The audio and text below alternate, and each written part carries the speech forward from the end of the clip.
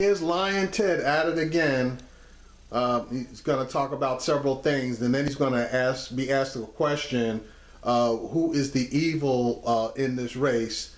And obviously, he's going to duck and dodge the answer. This guy doesn't have the courage of his convictions. If you believe something, if you got the, if you want to throw something out there, at least have the balls to stand behind what you're trying to say. Jesus, he's a weasel. Place this Iranian nuclear deal. If you agree with the Iranian nuclear deal, if you think it's a good idea to send $100 billion to the Ayatollah Khamenei, a radical Islamist terrorist who chants death to America, then you should vote for Donald or Hillary. As president, I will rip to shreds this Iranian nuclear deal. This election is about fundamental issues. And at the end of the day, it is about the good people of Indiana. Let me ask every parent at home. Think forward to the next 4 years. Do you want to turn on the television and see a president, Republican or Democrat, who embarrasses you? Like you? Who would make you feel embarrassed if your children came and spoke the words uttered by the president? The presidency, we have had leaders who have inspired us. FDR told us the only thing we have to fear is fear itself. John F. Kennedy told us, ask not what your country can do for you, ask what you can do for your country. The president has a unique role as a bully pulpit to speak out for our shared values. Now ask yourself, do you really want to go through the next 4 years with a president who, if your child came home and simply uttered the words coming out of that president's mouth, would make you punish your child? Would make you embarrassed for your child? We need a president who unifies us, who speaks to our better angels, who speaks to our shared values. My priorities as president are jobs, freedom, and security. Not a one of those is a narrow 51% wedge issue. Every one of those issues are broad, unifying issues. 60, 70, 80%. Every American wants to see more jobs back in America, wants to see wages rising. It's one of the reasons why we're seeing such tremendous support, not just from Republicans, but from independents, from libertarians, from Democrats. At every event we have here in Indiana and across the country, Democrats come up and say, I've been a Democrat my whole life. Now I'm with you. Because these are the values of America, and we need to bring Americans together. So last night you cast this media's counter. On your remarks yesterday, you spent about 6 minutes talking about the race, and then you suggested that the country can't afford to give in to evil. That evil that you were talking about, was that Donald Trump, or what was that? You know what? I trust the good people of Indiana to differentiate. We are not a country built on hatred. There he goes, ducking and dodging again. At least the one thing about Trump that you got to give him, when he's talking about somebody, he mentions them by name.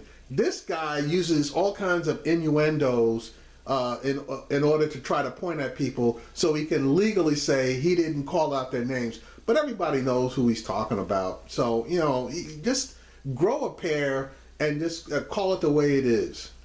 We are not a country built on anger, on pettiness. We are not a country built on bullying. We are not a country about selfishness. No country in the history of the world has spilled more blood, saving the lives of others, preserving freedom than has America. And I'll tell you, my most fundamental belief, I believe in America. I believe in the American people. We are not a bitter, angry, petty, bigoted people. That is not America. I reject that vision of America. We are the land that in 1957 gave my father, as an immigrant from Cuba, hope and a dream. A teenage immigrant with $100 in his underwear washing dishes with nothing could achieve anything. That's who we are. That is who we are as Americans. So we are not an angry, ugly people. Lost his train of thought. And the people of Indiana have good judgment, have good values. The people of Indiana are the heartland of this country. And we have a choice. We have a choice about our national character, who we will be. And I believe in the people of this nation with all my heart. It's why I'm so proud this week to be standing shoulder to shoulder with Indiana's Governor Mike Pence who gave you a lukewarm endorsement, and actually Trump got a bigger endorsement from him than you did. It's why I'm so proud this week to be standing shoulder to shoulder with my vice presidential nominee, Carly Fiorina. Who's a loser who got slaughtered in the California race for Senate. And she basically, once she got to the big boy table, she couldn't break through. So that's basically a loser, which means that you like aligning yourself with lukewarm supporters or losers. We are seeing the Republican Party unite. We are seeing us unite behind positive values and real solutions to bring jobs back to America. If you care about jobs, if you care about wages, if you want to see manufacturing jobs coming back to Indiana, there is only one campaign that has real economic policy solutions to make that happen. There is only one campaign who has been fighting for the working men and women over and over and over again. This is a fundamental decision for our nation, and I have tremendous faith in Hoosiers across this great state. But evil is a pretty charged word to use, Senator, when talking about your opponent. Exactly. Evil is a pretty charged word to use when you're talking about your opponent. And Ted Cruz is a little girly man when it comes to actually calling it the way it is.